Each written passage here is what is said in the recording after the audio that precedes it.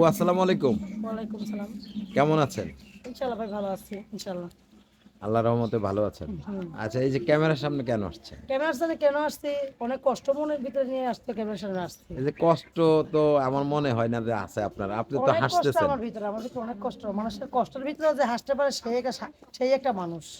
আচ্ছা, তার মানে আপনি কষ্টের ভিতরে খুব সুন্দর হাসতে পারেন। কষ্টের ভিতরে হাসি কেন না ভাই? হাসি দিয়ে তো মানুষের মনে সান্ত্বনা রাখতে লাগে। না তো ভিতরে আরেকটা টেনশনে শেষ হয়ে যেতাম। আচ্ছা, তো আসলে সেই কষ্টের কথাগুলো একটু যদি বলতেন। কষ্টের কথা কি, এক জায়গায় আমার বিয়ে হচ্ছে ভাই। বিয়ে হওয়ানে স্বামী থেকে খালি যৌতুক চায়, খালি হ্যাঁ, টাকা চায়। আচ্ছা, আমার বাবা বাইরে থাকতে তারে 1 লাখ টাকা যৌতুক দিছিল। হ্যাঁ, যৌতুক দেওয়ার কারণে আরও কিছু টাকা আর কি হয়েছিল, দিতে পারি নাই। বাবারা তো মারাই গেল। পরে সে কয় খালি যৌতুক নিয়ে আসো, কিন্তু যৌতুক দিতে পারলাম না বলেই সে আমার তালাক দিয়ে দিল। আচ্ছা, এই তা আমি যৌতুক, ভালোবাসি বিয়েটা করছিলাম। তো এই যে ভালোবাসার মাঝে আবার যৌতুক কেন আসলো? যৌতুক কেন আসলো? সে তো একটু লোভী আসছিল। তার হ্যাঁ, বাবার ফ্যামিলির আশা যে গরিবের মেয়েরা বিয়ে করছো, যে যৌতুক না দিতে পারে, তো কেমনি করে তারা নিয়ে সংসার করবা তুমি? আচ্ছা, এইভাবে করে তার মাথাটা নষ্ট করে দিয়েছিল। পরে সে আমারে আর কি তালাকই দিয়ে দিয়েছে তোর বাবা মার আচ্ছা, কথায়। আপনি আগে জানতেন না যে এই যে যাকে ভালোবাসলেন সে যে লোভী, এটা কি আগে বুঝতে পারেন নাই? আগে যদি বুঝতে পারতাম, তা কি মানুষের সাথে মানুষের জীবন এতটা জড়ায়? একটা ভালোবাসা করে, একটা সম্পর্ক করে কেউ জড়াতে চায় না। বুঝতে পারি না বিধাই তো এরকম করছি। কতদিন সম্পর্ক ছিল তার সাথে আপনার? তার সাথে আমার সম্পর্ক ছিল 2 বছর। 2 বছর। হুম। এই 2 বছরে সম্পর্কর মাঝে কোথায় কোথায় ঘুরতে গেছিলেন? অনেক জায়গায় ঘুরতে গেছি, পার্কে গেছি, অনেক জায়গায় গেছি ঘুরতে ফিরতে, যে আমার স্বামী হবে। দাঁড়ান দাঁড়ান দাঁড়ান, রেডি। তো এই যে মানে আপনি 2 বছর প্রেম করলেন তার সাথে, কোথায় কোথায় ঘুরতে গেলেন? অনেক জায়গায় ঘুরতে গেছি ভাই, বিভিন্ন জায়গায় ঘুরতে গেছি। ঘোরার মাঝেই আমার জীবনের কষ্ট নেমে আসলো। তার সাথে যদি ঘুরতেই না যেতাম, অনেকটা বিশ্বাস করে তার ভালো না বাসতাম। বিশ্বাসটা এখন অন্তর্ভুক্তই করছে তারে। সেও বিশ্বাস করে আমার ভালোবাসছিল। হুম। তারপরে সে তার ফ্যামিলির চাপে সহ্য করতে না পেয়ে আর কি আমার তালাক দিয়েছে। এখন এটা আমার ভাগ্য, কপাল।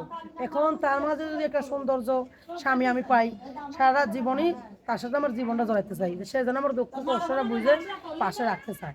আচ্ছা, আপনি যেটা বললেন যে সে লোভী, যখন আপনি ঘুরতে গেছেন বিভিন্ন জায়গায় তার সাথে, তখন কি তার মানে খরচাপাতি সবকিছু আপনি দিছেন নাকি? না, না, না, না, সে আমি আমি দেবো কেন? তার বাবা মার আর কি, তার বাবা মার পছন্দ কি লোভী হয়ে গেছে, সে আমার খাওয়ান দাওয়ান দিচ্ছে। আমি তো গরিবের মেয়ে, আমি আচ্ছা, কেমনি করে তাদের খাওয়ান দাওয়ান দেবো? ও আচ্ছা, তার মানে ঘোরাফেরার খরচ সেই দিছে। হুম, সেই দিচ্ছে। পরবর্তীতে আর কি লোভ লোভ করেছে হ্যাঁ, নাকি? বাবা মার ফ্যামিলির চাপে পড়ছে আর কি, চাপে পড়া হুম। আর কি তালাকটাও দিতে চাপে পড়ে পরে। এখন তারাও আমি ভুলে গেছি, সে একটা বিয়ে শাদী করে ফেলেছে। এখন আমি চাই যে একটা ভালো মনের মানুষ পালে আমি বিয়ে শাদী বসবো। বাকিটা জীবন এইভাবে একা থাকা যায় না, বড় আচ্ছা, কেমন কঠিন। বয়সে চাচ্ছেন? যেমনই বয়স হোক না কেন, বয়স্ক হোক অবয়স্ক হোক, কোনো সমস্যা নেই। সে যেন আমার কোনো বিয়ের সাথীর আগে যে কোনো খারাপ কথা না বলে, তার কাছে আমি মাপ চাই। বিয়ের সাথে করে পরিবর্তন, বিয়ের সাথে করে সে আমার অনেক কথা বলুক, তার কথা আমি সহ্য করে নেবো। সে আমার স্বামী। আচ্ছা, বিয়ের আগে কি বলে?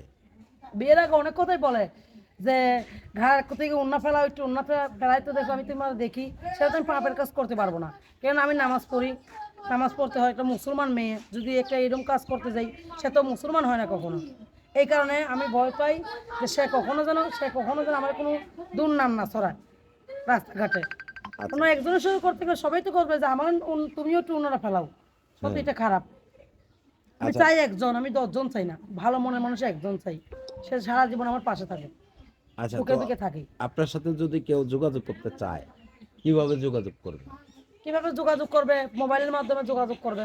আপনার কি দর্শকের উদ্দেশ্যে কিছু বলার আছে কিনা, যারা দেখবে আপনার ভিডিওটা? যে আমার দেখবে, যে দেখতে চায়, আমি চাই সেই জন্য ভালোবাসে আমার সারাটা জীবন বুকে রাখে। যে না রাখবে, সে ফাও ফাও ফোন দিয়ে আমার সময় নষ্ট করে লাভ নেই। আর অযথা কথাবার্তা বললে সময় নষ্ট করে লাভ নেই, মান সম্মান নষ্ট করে লাভ নেই। আচ্ছা, একটু বয়সটা যদি এক্স্যাক্টলি একটু বলে দিতেন যে কেমন বয়স? বয়স আমি মনে করি যে 50, 60, 70 বয়স হলেও সমস্যা নেই। আর মনটা যদি ভালো থাকে, যার মন ভালো থাকে, তার কাছে আমি বিয়ে করছি। নেশা পানি যে না খায়, সেরকম একটা ছেলে আমি চাই।